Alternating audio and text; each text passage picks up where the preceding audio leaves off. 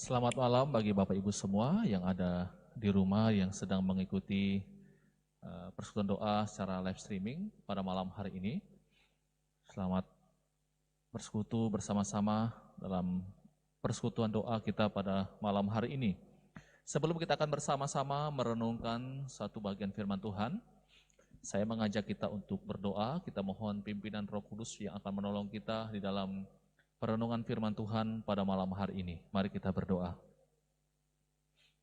Kami sungguh bersyukur kepadamu ya Tuhan Yesus, pertolongan dan kasih-Mu yang terus Engkau nyatakan bagi kami setiap waktu. Di tengah-tengah kesibukan kami dan juga mungkin kami secara fisik sangat merasa lelah, sepanjang hari ini kami boleh bekerja, melakukan berbagai macam aktivitas kami. Tetapi satu kerinduan kami untuk selalu dekat dengan Tuhan, mau bersekutu dengan Tuhan, mau menaikkan doa-doa kami pada malam hari ini. Sehingga kami boleh memberikan waktu kami pada malam hari ini, mau bersama-sama akan menaikkan setiap pergumulan-pergumulan kami kepada Engkau. Kami mohon Tuhan akan memberikan kekuatan kepada kami, biar sungguh-sungguh kami mendapatkan satu kekuatan daripada Tuhan di dalam persekutuan doa kami pada malam hari ini, dan firman-Mu yang akan kami dengarkan bersama-sama. Biarlah Roh-Mu yang kudus yang akan menuntun kami untuk memahami firman-Mu ini. Kami serahkan waktu pemberitaan firman Tuhan pada malam hari ini dalam nama Yesus. Amin. Bapak Ibu Saudara yang dikasihi oleh Tuhan Yesus Kristus, renungan firman Tuhan pada malam hari ini saya berikan tema yaitu jangan menunggu berada di kandang babi. Ya, jangan menunggu berada di kandang babi. Mungkin Bapak Ibu mendengar tema ini, kok tema ini kedengaran aneh ya, kok ada kandangnya, ada babinya gitu. Nah Bapak Ibu, sebenarnya tema ini saya ambil dari Alkitab. Kalau Bapak Ibu membaca dalam Lukas pasal 15, di sana menceritakan tentang perumpamaan anak yang terhilang. Jadi saya mengambil tema dari pembacaan ini.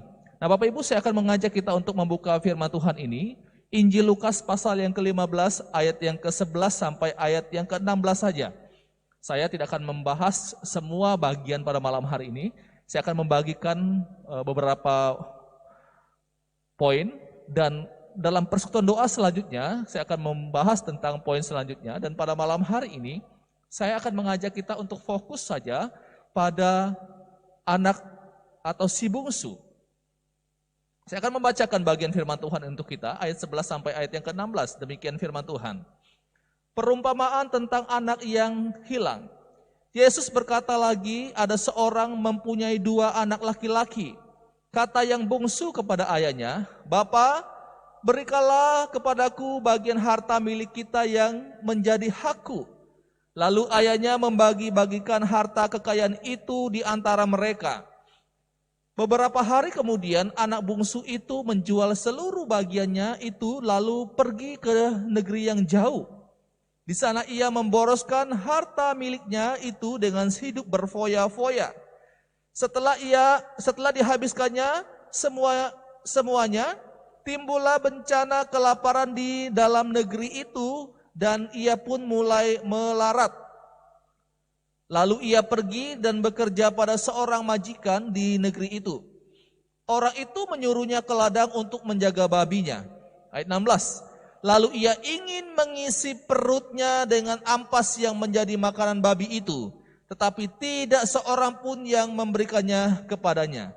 Nah Bapak Ibu Saudara yang dikasihi oleh Tuhan Yesus Kristus, di dalam perumpamaan ini diceritakan tentang seorang yang atau si bungsu, kita sebut dia si bungsu.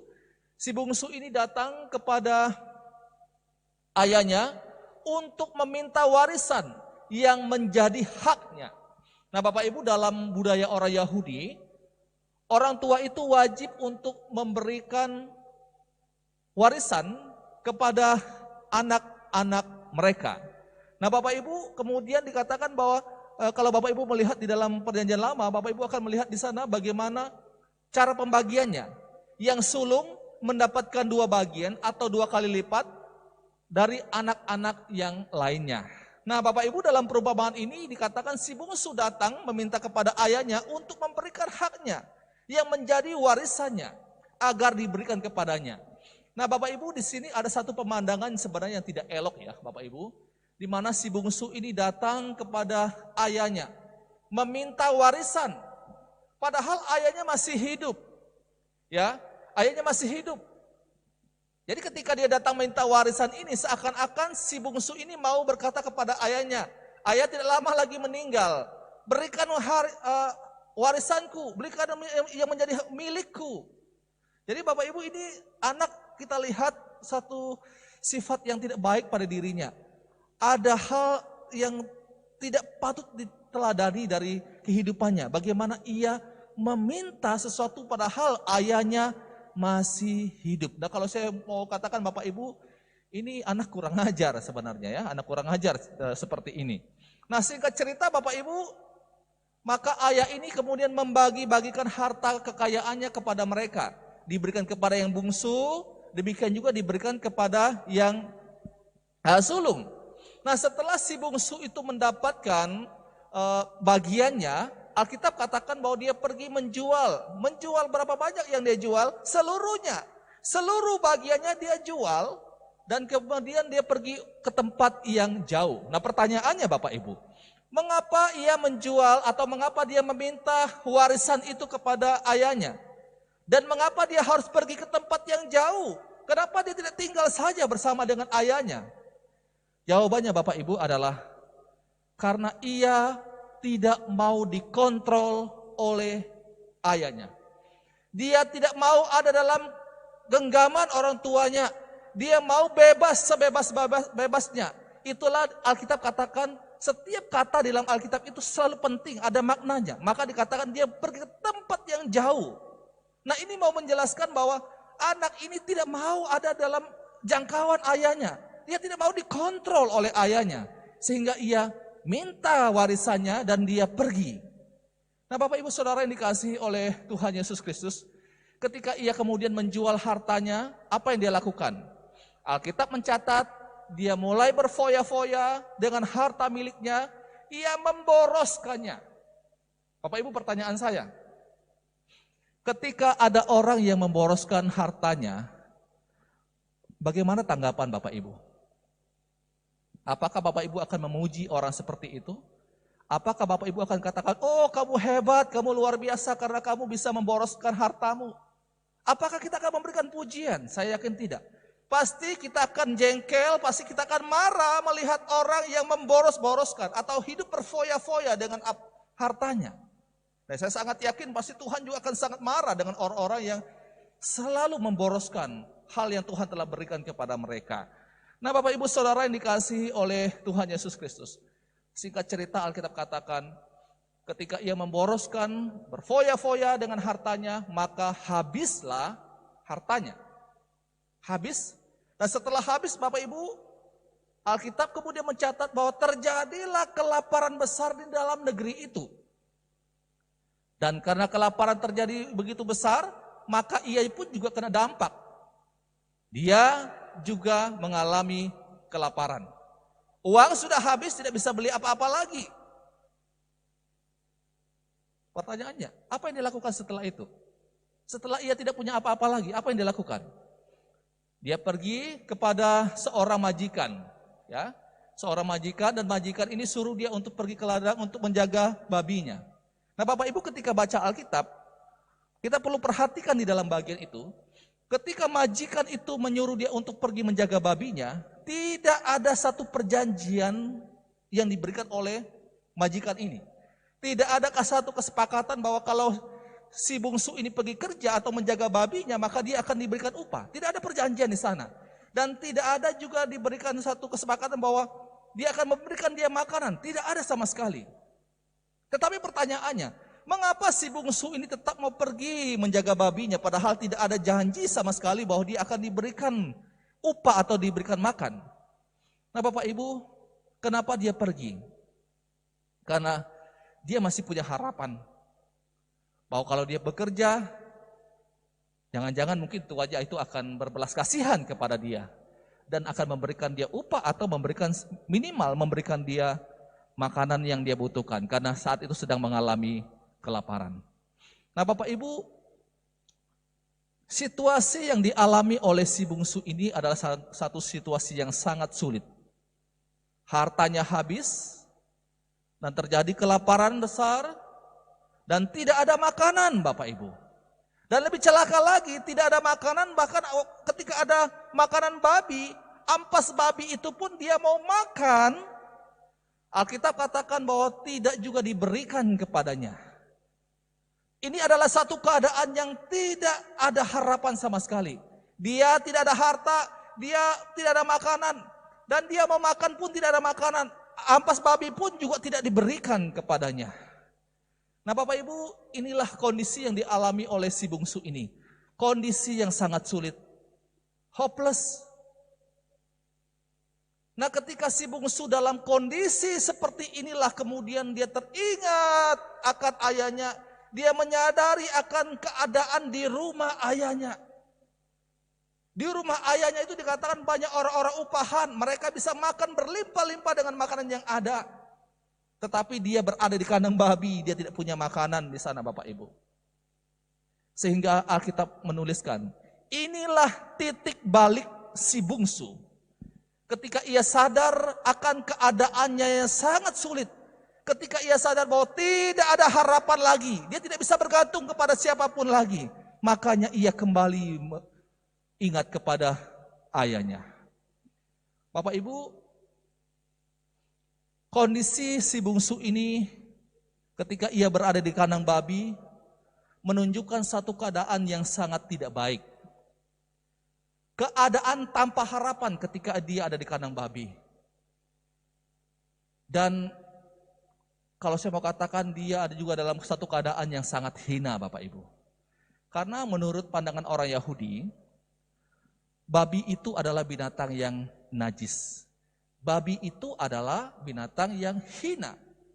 Jadi ketika si bungsu ini pergi menjaga babi, maka ia sedang melakukan satu pekerjaan yang sangat-sangat hina menurut orang Yahudi. Nah Bapak Ibu Saudara yang dikasihi oleh Tuhan Yesus Kristus, dalam keadaan yang sulit, dalam keadaan yang hina, dalam keadaan yang rendah ini, barulah ia ingat akan bapaknya. Apa pelajaran yang kita bisa dapatkan dari kisah si bungsu ini Bapak Ibu?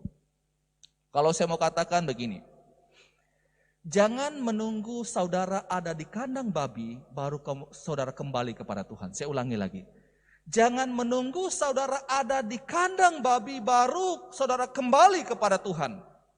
Jangan menunggu keadaan saudara sangat-sangat sulit baru Anda datang kepada Tuhan. Jangan menunggu Anda berada dalam posisi yang tidak ada harapan sama sekali lagi baru Anda ingat Tuhan. Tuhan dijadikan hanya alternatif terakhir. Bukankah Tuhan itu harusnya menjadi prioritas utama saya dan saudara? Bapak Ibu Saudara yang dikasihi oleh Tuhan Yesus Kristus, orang seperti si bungsu ini tidak akan pernah bertobat dan tidak pernah akan berhenti untuk berbuat dosa kecuali Tuhan pimpin dia sampai berada di kandang babi. Baru dia sadar. Kalau belum mengalami kondisi yang sangat sulit, dia rasakan aman-aman saja. Apalagi kalau melihat orang lain berbuat dosa, tapi kok pekerjaan mereka tetap diberkati oleh Tuhan, pendidikan mereka kok tetap lancar-lancar saja, keluarga mereka kok lancar-lancar saja, aman-aman saja. Semuanya kita lihat aman-aman saja, sehingga kita berpikir orang berbuat dosa pun juga aman-aman saja. Nah Bapak Ibu, kadang-kala orang tidak berhenti berbuat dosa karena melihat secara jasmani keadaan orang-orang di sekitarnya. Orang yang berbuat dosa pun juga hidup dalam kondisi aman.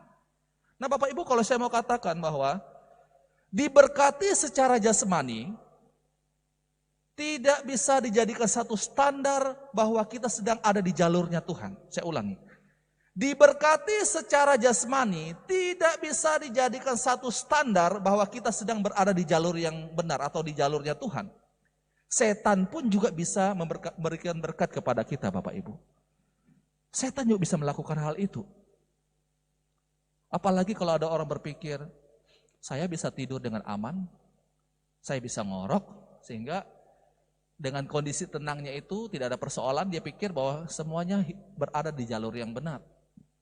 Bapak Ibu ingat kisah Yunus Bapak Ibu? Tidak selamanya orang yang bisa tidur nyenyak, tidak selamanya orang yang rasa aman-aman saja itu berada di jalur yang benar. Kisah Yunus membuktikan akan hal itu. Yunus sedang ada di luar jalurnya Tuhan. Yunus sedang tidak melakukan apa yang Tuhan perintahkan. Tetapi di dalam kapal dia bisa ngorok Bapak Ibu. Dia bisa tidur dengan tenang di tengah ombak yang luar biasa. Jadi hal-hal seperti ini tidak bisa dijadikan satu standar bahwa kita sedang berada di jalurnya Tuhan. Jadi Bapak Ibu Saudara yang dikasihi oleh Tuhan Yesus Kristus. Belajar dari si bungsu pada malam hari ini. Dia mengajarkan kita adalah ketika saya dan saudara berada di jalur yang salah. Ketika kita berada dalam kondisi atau melakukan satu dosa di hadapan Tuhan. Jangan membiarkan dosa itu. Jangan membiarkan itu terus berlama-lama. Cepat selesaikan itu dengan Tuhan. Datang kepada Tuhan, mengaku dosa, bertobat di hadapan Tuhan. Jangan sampai kita ada di kandang babi, mengalami kesulitan yang sangat-sangat berat, baru kita ingat Tuhan. Jangan tunggu kondisi itu terjadi dalam kehidupan saya dan saudara. Bagian terakhir dalam renungan pada malam hari ini. Ketika si bungsu ini menyadari akan keadaannya yang tidak lagi bisa berbuat apa-apa. Ia teringat akan ayahnya yang berlimpah dengan makanan. Bapak Ibu yang menarik dari orang ini. Meskipun ia telah melakukan satu dosa di hadapan Tuhan.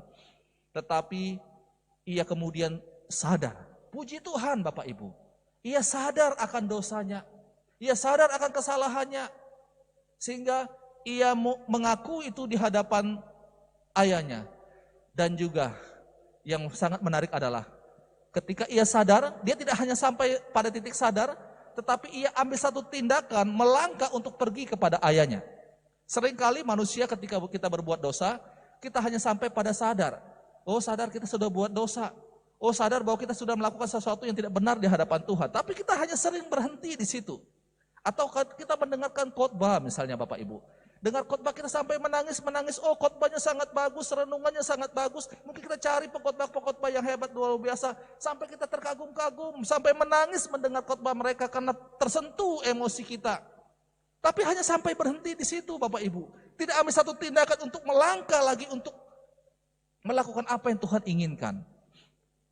Kita belajar dari si bungsu pada malam hari ini. Ketika ia telah jatuh di dalam kesalahan, ia ingat dan ia sadar, ini stepnya Bapak Ibu. Dia mulai dengan kesadaran akan ketidakmampuan dirinya lagi. Setelah ia sadar, baru kemudian dia melangkah.